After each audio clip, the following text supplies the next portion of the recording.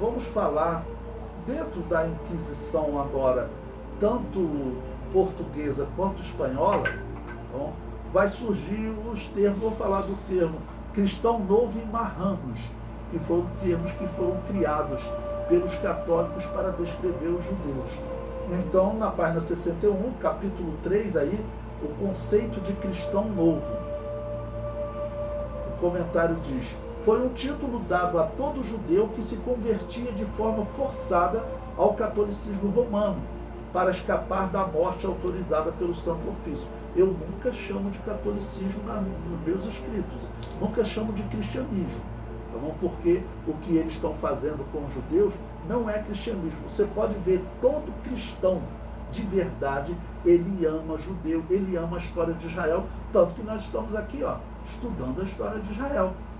Cristão de verdade, ele ora por Israel, ele sabe que Israel faz parte da profecia.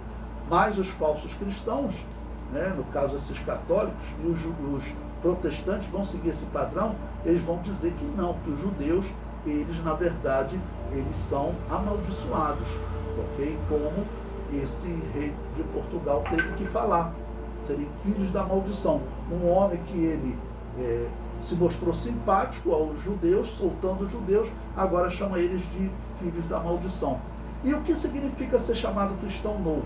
Eles dizem o seguinte: olha, você vai aceitar o batismo católico, mas você não vai se tornar cristão não, porque você ainda tem sangue judeu. Então você vai ser chamado de cristão novo. Tanto que eu falei para vocês, aqui no Brasil, onde vai haver uma mistura, porque muitos judeus viajarão com as suas famílias, ok? E tinham que se batizar, então eram chamados de cristãos novos. Então levava suas filhas, tudo. E os católicos que viviam no Brasil normalmente vinham aventureiros, sem suas famílias, eram poucas as mulheres. E começou a haver casamento, então, entre católicos e filhas dos cristãos novos, filhas dos judeus. Mas eles diziam: olha, o sangue dos nossos filhos, ele não vai ser 100% puro não, por causa desse casamento. Só metade será puro, porque você é judia. Então o título cristão novo era, na verdade, eu considero uma agressão aos judeus, ok? Mas, como nós sabemos, muitos judeus não participaram dessas viagens, foram mortos na Inquisição, porque você tinha que aceitar esse batismo e confessar o nome de Jesus e negar o nome de Yahvé. E o judeu de verdade, ele não fazia isso. O que a Igreja Católica fez foi difamar o cristianismo, e hoje nós temos entre os judeus uma ira até contra os cristãos. Eu, às vezes, participo de grupos de diálogos com os judeus, e tente falar de Jesus para o judeu, ele vai dizer: olha, mas vocês cristãos nos matavam, fosse católico ou fosse protestante. Aí eu tenho que explicar para ele: olha, não sou nem católico nem protestante. Não, eu sou anabatista, eu sofria junto contigo. Nós temos história de anabatistas, ou seja, um cristão anabatista sendo morto junto com os judeus. Mas muitas pessoas simplesmente não aceitam, porque essa história está sendo contada para ele há mais de 1000 anos. A Igreja Católica é o cristianismo, a Igreja Católica é o cristianismo, a Igreja Católica é o cristianismo. Então isso é uma lavagem cerebral. Você fala com o judeu hoje: olha, sempre existiram discípulos de Jesus que não participavam dessa igreja, mas eles simplesmente não aceitam. Ou seja, a Igreja Católica, ela acabou criando uma dificuldade para nós hoje, verdadeira Igreja de Jesus, evangelizarmos os judeus. Bom, o capítulo 4, que faz parte dessa perseguição católica aos judeus, diz: os marranos. Foram judeus que viviam em Portugal e, mesmo após a conversão forçada ao catolicismo romano, continuaram praticando a religião judaica às escondidas. Tinham pessoas que acusavam, né? Lembra das orientações da Inquisição? Se toda sexta-feira ele varrer, né, em volta da sua casa, limpar a sua casa, pode avisar a Inquisição que ele é judeu. E até por conta de algumas comidas, né, que eles tinham, eram as orientações para descobrir quem eram os judeus. Então tinha alguns judeus que viviam escondidos, praticando, aceitavam o batismo, mas continuavam praticando a fé judaica. Aceitavam o batismo para não morrer, tá ok?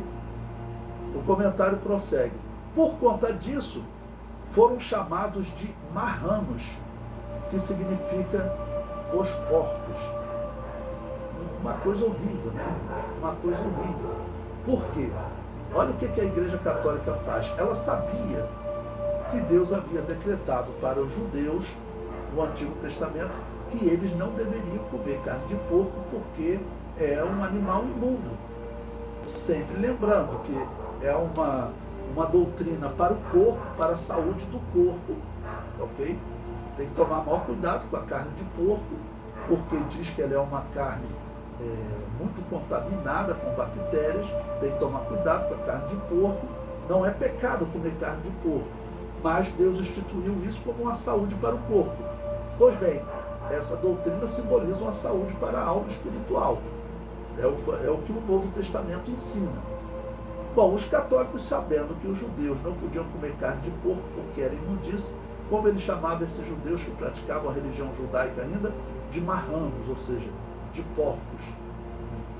E nessa aula de história de Israel, a gente tem que aproveitar para falar, se algum judeu algum dia for assistir esse vídeo na internet. Olha, há cerca de 2.700 anos Isaías anunciou que o Messias viria. É o que os judeus interpretam. Será que o tempo de demora era realmente esse? Mas se ele olhar lá para a simbologia da Páscoa, o cordeiro tinha que morrer, tinha que vir 4 dias depois que ele foi preparado, ou seja, depois da criação. 4.000 anos. Jesus veio 4.000 anos depois da criação.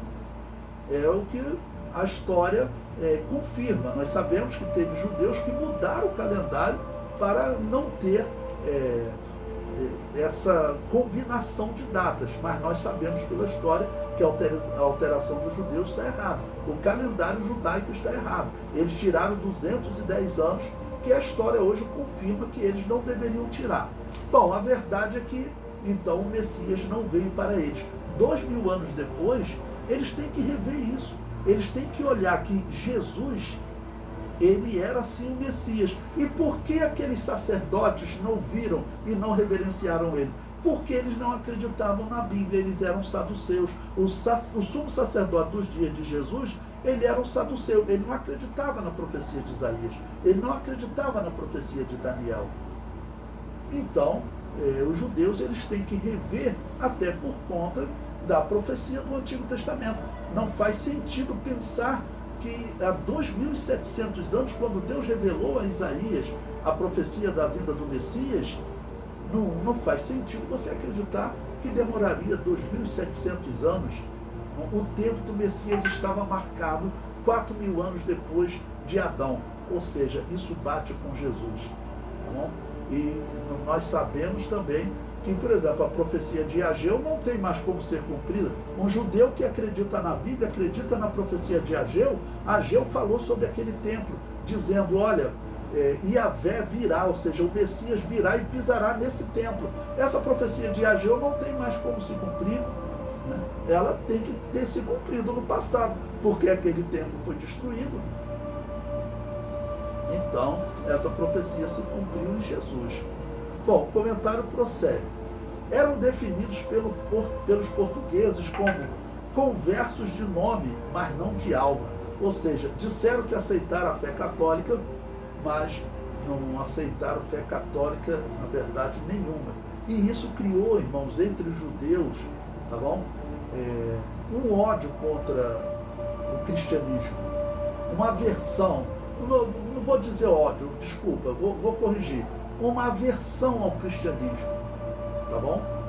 Porque os judeus, lembre-se, eu falei para vocês, lá no ano 165, mais ou menos, da era cristã, é considerado o ano que os judeus, toda a comunidade judaica de rabinos, se separou dos cristãos, porque eles não aceitavam o conceito de Jesus ser Deus.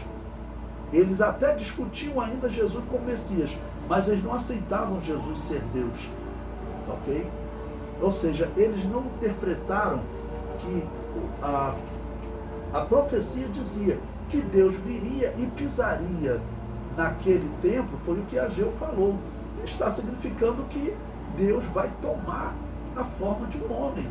A profecia dizia que o Messias seria semente da mulher, então ele tinha que nascer como mortal para salvar a humanidade. Isso é, vamos dizer, a interpretação natural em que você diz: o Messias é a semente da mulher, ou seja, ele vai nascer como homem.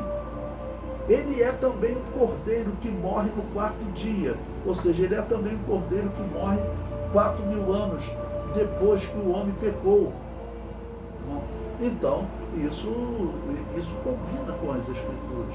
E nesse ponto, nós sabemos pela profecia que em algum tempo os judeus vão rever essa interpretação. Em algum tempo eles vão se converter a Jesus. Segundo a profecia, vai ser num período de grande guerra em que todos estarão contra Israel. Israel não terá nenhum aliado. Hoje, Israel tem aliados, Estados Unidos, Inglaterra, França, principalmente os Estados Unidos.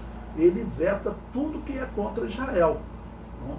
Se os Estados Unidos tirar esse veto, Israel fica sem aliado nenhum, porque tem muitas resoluções da ONU que mesmo a Inglaterra e a França condenaram Israel, que tem cadeira fixa, né, na ONU, mas os Estados Unidos sempre fica do lado de Israel. Segundo a profecia, chegará um momento em que ninguém estará do lado de Israel, né? Mas como é importante nós estudarmos a história de Israel nesse momento que nós estamos vivendo, né? O comentário prossegue.